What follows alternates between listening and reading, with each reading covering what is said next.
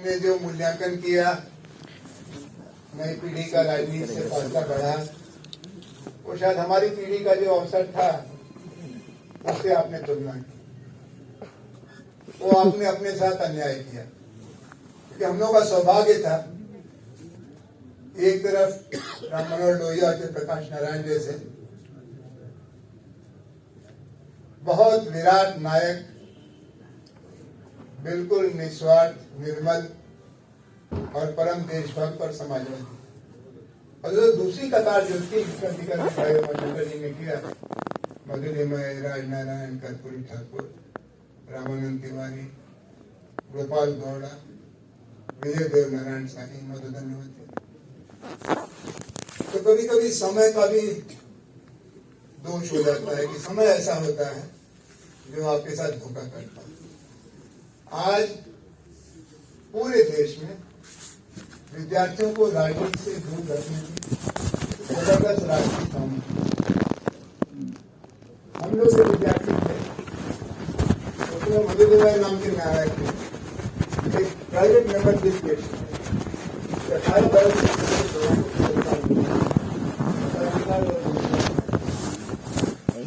और वो 18 वर्ष के वोट के अधिकार को लेकर हम लोगों ने प्रदर्शन किया पार्लियामेंट पर।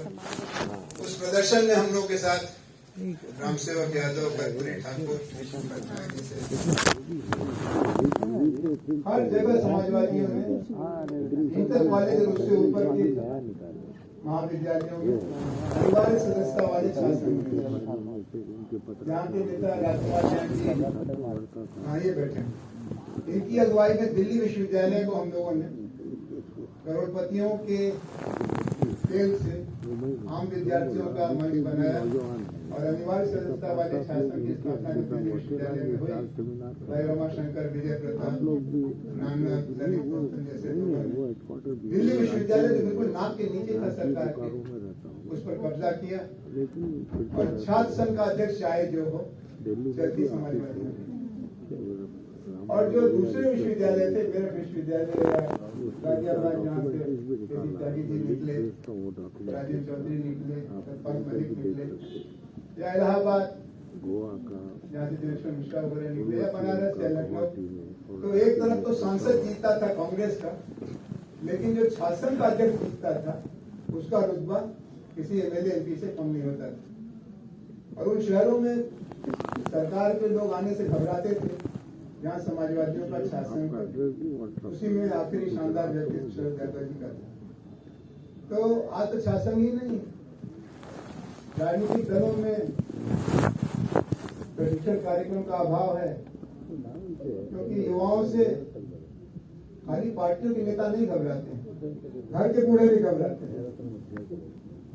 जब घर में ये मानसिकता है तो पार्टी में मानसिकता थोड़ी होगी, आखिर वही लोग हैं जो घर चलाते हैं वही पार्टी चलाते हैं। और ये बात खाली आज के समय की नहीं है, गांधी जी से जितनी बहस लोहिया और जयप्रकाश की उम्र में 40 साल 45 साल कम थे करते थे, उतनी जवाहरलाल और सरदार पटेल करने की हिम्मत नहीं।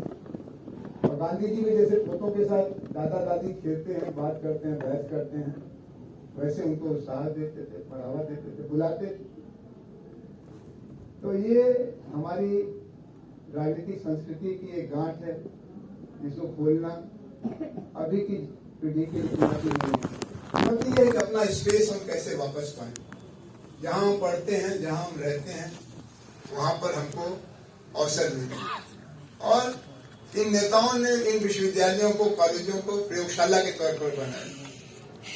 हम लोग जब विद्यार्थी थे तो किताब पढ़ करके समाजवादी बनना, वो बाहर मैं बहुत बधाई देता हूँ आयोजकों को। इतनी किताबें समाजवादियों के सम्मेलन में बहुत बधाई, अरे साथ मार्क्स, गांधी, अम्बेडकर, लोहिया, जयप्रकाश सब दिख रहा है। हमने पूछा बात साथी से, कुछ बिकी की नहीं बिकी, कुछ बिकी। मैं बूढ़ों से नहीं कहूंगा इनके पास तो सब किताबें होंगी, नहीं होंगी तो बूढ़ा तोता क्या पढ़ेगा, लेकिन नई पीढ़ी के लोगों को जरूर किताब खरीदनी लगे। वो कहा कि हमारा राजकुमार ने हमसे पूछा कि वो लोकसभा का चुनाव लड़ चुके हैं, अभी उन्होंने भाषण भी दिया उन्होंने, हमको गांधी, जयप्रकाश, लोहिया और कर्पूरी ठाकुर चार के विचार को पढ़ने के लिए एक किताब बताई। एक किताब तो वही थी लोहिया की, अरविंद मोहन ने संपादित की है। जयप्रकाश की हमने कहा मेरी विचार यात्रा करके 2 खंडों में है। कर्पूरी जी के बारे में कहा नरेंद्र ने किताब छापी है, एक समाजकार जी रमाशंकर भाई ने किया। तो विचारों से लय सुनना तो बहुत जरूरी है, लेकिन कभी हजारों की तादाद में नौजवान राजनीति में नहीं आए, हमारे समय में नहीं आए। लेकिन समाजवादियों की खूबी ये थी, जो हमारी खराबी हो गई, जो उस समय की तकलीफ थी उस पर मलहम लगाने का काम समाजवादी करते थे, और उससे जो लहर बनती थी उससे समाजवादी उनको अपना मानने लगते थे, और समाजवादी उन विद्यार्थियों को पीड़ा से मुक्ति दिलाते थे। जैसे एक सवाल था भाषा का, अंग्रेजी न जानना हमारा दोष नहीं, हमारी माँ, हमारे पिता, दादा दादी, आपके माँ पिता, ये सब तो देशज लोग थे ना, इनमें से तो कोई विलायत पढ़ के लौटा नहीं था। भोजपुरी, मैथिली, पंजाबी, बंगाली, तमिल, इन्हीं भाषाओं में हम लोग बड़े हुए थे। विश्वविद्यालय में गए तो हमारा अवमूल्यन हो गया, हमको अंग्रेजी ठीक से नहीं आती, इसलिए हमको नंबर कम मिलते थे। हाई स्कूल से ही फेल होना शुरू हो गया। तो भाषा के आंदोलन चला, अंग्रेजी हटाओ, अंग्रेजी हटाओ आंदोलन का मध्य वर्ग ने बड़ा विरोध किया, आज भी विरोध करता है। लेकिन राम मनोहर लोहिया ने घूम घूम करके इस बात को, गांधी जी के बाद भाषा के सवाल को उतनी साफ समझ किसी नेता की नहीं थी, इसीलिए गांधी जी के बाद ज्यादा अपना नौजवानों का किसी नेता की नहीं। भाषा आंदोलन हुआ और उसे पूरी लहर, जैसे नदी जब बाढ़ में आती है तो मिट्टी की एक नई परत लाती है, इससे फसल और अच्छी होती है। तो बहुत सारे लोग आज जिनको आप मिलेंगे 70-75 साल के बीच वाले हैं, तुम कैसे समाजवादी बने? तो समाजवादी की मेमोरी की सूजी पर दस्तखत से नहीं बने, आंदोलन से बने। आंदोलन में वो अपमानित थे, विश्वविद्यालय में उनको हीन भावना का शिकार होना पड़ता है। और यहाँ पर एक नायक है जो कहता था कि भाषा का सवाल विश्व का सवाल है, अस्मिता का सवाल है, स्वराज का सवाल है, भाषा स्वराज की लड़ाई अधूरी है। गांधी जी पूरी करना चाहते थे, नहीं कर पाए। तुम लोग जो कर रहे हो हम उसके साथ। और उस पर कर्पूरी ठाकुर जैसे एक यहाँ पर पता नहीं हमारे सिद्दीकी भाई उस डिवीजन में पास हुए कि नहीं, एक कर्पूरी डिवीजन नहीं हो। लोहिया का ये कहना था कि अगर लड़का अंग्रेजी में फेल है, लेकिन गणित में पास है, विज्ञान में पास है, इतिहास में पास है, तो उसको पास होना चाहिए। कर्पूरी डिवीजन कर रहा था। कर्पूरी ठाकुर जब शिक्षा मंत्री हुए, शिक्षा मंत्री तो कई हुए, लेकिन कर्पूरी ठाकुर ने वो साहस दिखाया कि उन्होंने सरकार की तरफ से आदेश निकाला कि अगर विद्यार्थियों के और विषयों में नंबर उत्तीर्ण है तो अंग्रेजी में फेल बच्चे को फेल नहीं माना जाए। विद्यार्थियों में कर्पूरी के लिए जो सम्मान उसकी वजह से हुआ, उन्होंने उस भाव का इलाज किया, मलहम लगाया, मानसिक गुलामी के खिलाफ समाजवादी खड़े हो गए। ऐसे ही जाति का सवाल था। लड़कियां लड़के कॉलेजों में जब आते हैं तो एक दूसरे से दोस्ती होती है, उस दोस्ती को लेकर के बड़ी आलोचना होती है, ये तो हमारा लड़का है, लड़कियों के बीच में बैठा रहता है, ये तो बिल्कुल बैठी हुई लड़की है, लड़कों के साथ बैठ के हंसती है। समाजवादियों ने कहा, और राजकुमार जैन ने आज नहीं कहा, लेकिन हमेशा कहते हैं कि रमाशंकर जी इसीलिए नायकों की कतार में आई क्योंकि देखनी बड़ी सुंदर थी, और मिरांडा हाउस नाम का जो लड़कियों का सबसे बड़ा कॉलेज था, उसकी दीवार पर लिख देते थे कि वायदा खिलाफी और बलात्कार के अलावा मर्द औरत का हर रिश्ता जायज। लिखने का काम आनंद बाबू रमई करता था। वही मैं कह रहा हूँ। अब उससे जो लड़के लड़कियां थे वो कहते थे ये कैसे भले लोग हैं जिसको सब लोग निंदा करते हैं। वैसे ये कहानी है कि डॉक्टर लोहिया अपने पिता के साथ मैच देखने गए, पिता ने सिगरेट निकाली और पीने लगे, तो डॉक्टर लोहिया ने कहा कि ये क्या तरीका है, जब 2 लोग साथ हैं और आप सिगरेट पीने तो पूछना तो चाहिए हमने जो 2 लोग सिगरेट पहली बार पीने के काम में लगे, हम उनको मालूम हुआ कितना डर लगता है, तुम्हारे बाप को पता लगेगा बड़ी आने तो पापा को बात बताते हैं तो सिगरेट पीते, पड़ोसियों का यही शौक होता था, अरे आप अपना सिगरेट पी जाता, पान खा रहा। तो ऐसे आचरण के जो क्रांतिकारी, जिसमें आपने कहा ना कि कर्पूरी जी ने कहा कि सांस्कृतिक परिवर्तन की जरूरत है, तो उस सांस्कृतिक परिवर्तन को तो स्वाभाविक तौर पर नई पीढ़ी कर ही रही थी, लेकिन उसको स्वीकृति दिलाना समाजवादियों का काम था। इसी तरह 74 में जो हुआ, ये सब लोग, ये देवेंद्र हमारे कहाँ गए, वो अरे श्याम जी, देवेंद्र भाई तो नहीं है, वो दूसरे जो श्याम रजक जी, श्याम नहीं है, तीसरे अच्छा तीसरे अखलाक, हम लोग कहाँ थे? हाँ, हम लोग हर जगह शिकायत होती थी कि अनुशासनहीन लोग हैं या आंदोलन करते हैं। हम लोग शिक्षा को लेकर थे। राजकुमार जैन का 1 दर्जन कुर्ता फटा होगा, हर कन्वोकेशन में कुर्ता फाड़ने के लिए मशहूर थे कि डिग्री नहीं रोजगार चाहिए, और इसके बारे में कोई नहीं बोलता था। हर पार्टी कहती थी, जनसंघ से लेकर कांग्रेस तक के विद्यार्थियों को राजनीति से दूर रहना। कैंपस में राजनीति आ गई, सब गड़बड़।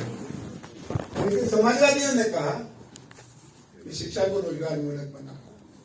समाजवादियों ने कहा खुला दाखिला, सस्ती शिक्षा, लोकतंत्र की यही परीक्षा। और इस बात को लेकर के जयप्रकाश नारायण खड़े हो गए। जब पटना में 18 मार्च को गोली चली तो जयप्रकाश जी ने जांच कराई। लड़के पागल कुत्तों की तरह खोजे जा रहे थे। जयप्रकाश जी ने अपना दरवाजा खोला, अपना गेट खोला। आलोचना जरूर की, भाई तुम तो ऐसा करते गलत बात, ये जो तुम पार्टियों के हाईकमान के चक्कर में पड़ते हो गलत बात, लेकिन तुम्हारी मांगे सही है। उसके बाद फिर हम लोग जयप्रकाश जी के दीवाने हो गए। अपने नेताओं का हमने अपमान नहीं किया, लेकिन अपने नेताओं को भी पकड़ पकड़ के जयप्रकाश जी के पास ले गए।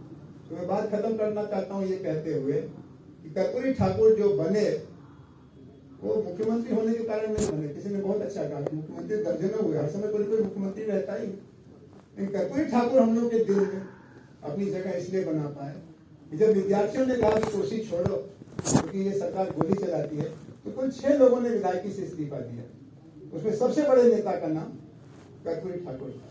बाकी 5 विधायक थे, लालमुनि चौबे, रामविलास पासवान, सच्चिदानंद सिंह, जगदानंद जी के बड़े भाई, A.K. Roy, Marxist coordination committee वाले। तो वो आगे कर देखते थे। मुझे याद है, ये मेरी अपनी बात होगी, हम उत्तर प्रदेश के और बिहार के समाजवादी पिट चुके थे। चुनाव में बिल्कुल जमानत जब्ती पार्टी हो गई थी, इंदिरा जी की लहर। तो चौधरी चरण सिंह जी के बारे में कर्पूरी ठाकुर ने दूर से देखा, ये आदमी कांग्रेसी है, सत्याग्रह का विरोधी है, लेकिन गांधी का समर्थक है, किसानों की आवाज देता है और बागी हो चुका है। इसके नेतृत्व में काम करता है। तो समाजवादी पार्टी, समसोपा वगैरह के लोग अभी चौधरी साहब से बहुत दूर थे। ये कर्पूरी ठाकुर की सूझबूझ थी। ऐसे हमने जेपी मूवमेंट के बारे में भी कहा। मधु जी वगैरह बराबर कहते थे इसमें सतर्क रहने की जरूरत है, बड़ी मुश्किल से तुम्हारे लोग जीते हैं और आप लोगों ने आंदोलन चला दिया, इस्तीफा दो। तो कर्पूरी जी ने कहा कि नहीं मधु जी, जो समय आ रहा है, ऐसा करवट ले रहा है समाज कि हम लोगों को फिर से एक मौका मिले। मित्रों, मैं बहुत आभारी हूँ आप सबका कि आपने भाई रमाशंकर के इस प्रस्ताव को स्वीकार किया और आप सब इस मीटिंग में आए। इसमें नई पीढ़ी की मुझे खुशी इस बात की है कि हम लोगों ने सम्मेलन तो बहुत किए, लेकिन ये पहला सम्मेलन था जहां नौजवानों को अपना प्लेटफॉर्म मिला, 1.5-2 घंटे उनका बात सुनने को मौका मिला। और दूसरा, आज भी अभी भी इस सत्र में भी युवाओं की संख्या 35 से कम वालों की संख्या 35 से ज्यादा वालों से ज्यादा है। ये बहुत बड़ी आशा की किरण है। संख्या कम है लेकिन गुणवत्ता ज्यादा है। मैं कामना करता हूँ कि आप नौजवानों की पहल पर एक दिन मौका ऐसा आएगा कि इस पटना में नहीं पूरे बिहार में जगह जगह संवाद होगा, राजनीति के बारे में, समाज के बारे में, नवनिर्माण के बारे में। बहुत धन्यवाद।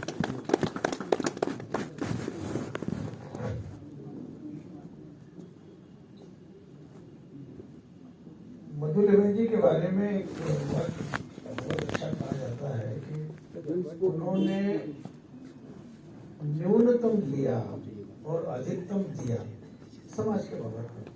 सोसाइटी को से उन्होंने कम से मिनिमम दिया और अधिकतम दिया।